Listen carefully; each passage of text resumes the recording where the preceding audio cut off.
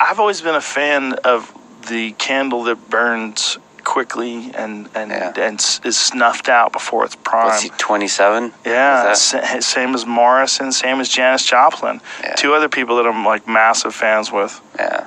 Massive fans of Janis Joplin.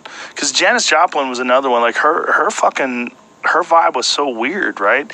Like she was this like weird hippie.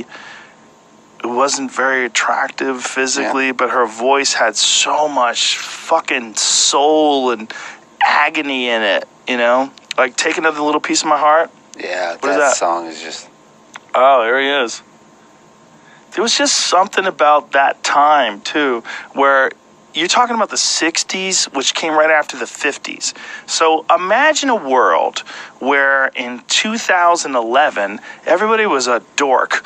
Yeah. And then in 2021... people were doing acid and freaking out. And one of the things they said about Hendrix's headband, he would put acid, I don't know if this is true, he put acid in the headband and then put it on and tie it on his head. And then as he would sweat, the acid would get into his pores and it would get into his bloodstream. Maybe we have that coming. Maybe we're living through the 50s right now. It sounds like something we would do, but it sounds like it wouldn't work, too. No, I think it would work. But isn't that how Albert Hoffman originally got intoxicated with LSD when he was synthesizing it in a lab? I believe it went through his dermis. In the second paragraph of Did Jimi Hendrix Do This? It says, it's not completely impossible to dose yourself that way, but... it would take a lot. It would be a lot less effort to just take it. Yeah, but maybe he did it for fun that way. Like put some droplets in his headband and then tie that bitch on. And then you start sweating. And then it gets into your system. I mean, imagine tripping on acid in front of like Woodstock crowds. Yeah. Playing just like the Star Spangled Banner with your teeth. Other versions of the story says it was heroin or cocaine under the bandana, but I don't know that it doesn't say if it's true or not. So it's just a rumor. Yeah. You know what? I was watching these live Freddie Mercury from Queen. Oh. When he was performing Live Aid or something like that. That performance, I watch that. I return to that often because just to be able to control the audience. Yeah. He does this thing with he does like a voice thing. He's an incredible singer. He like sings something and he tells the audience to sing it. Yeah. And then they sing it and then he goes back and forth just to have one man to have that like control that and then to perform like the fucking best version of every song.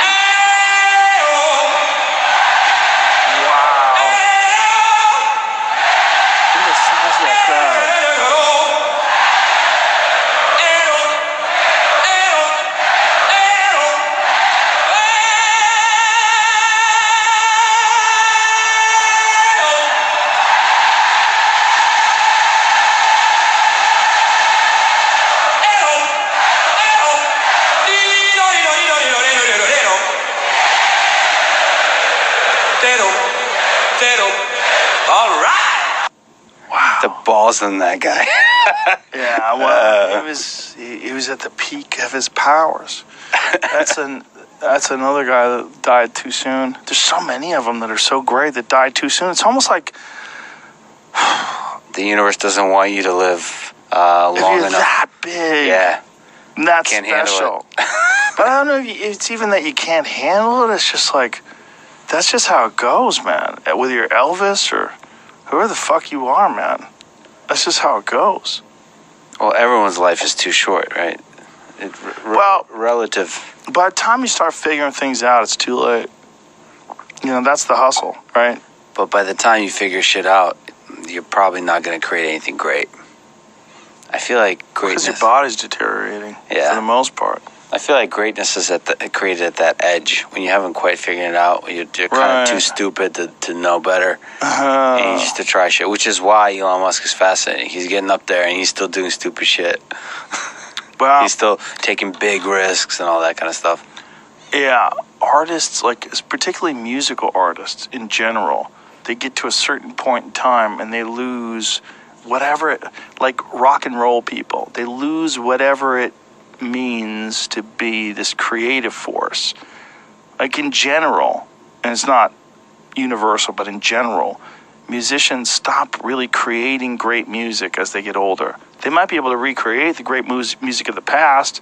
Like if you go see the Beach Boys, they're not busting out new songs. You know what I mean?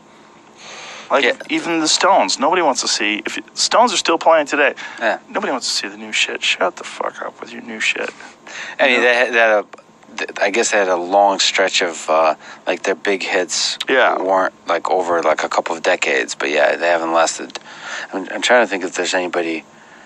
Everlast has done well, but like there's like Bruce Springsteen. Yeah, he still makes a lot of new stuff, but there's not a lot of iconic rock stars that people want and get excited about their new releases.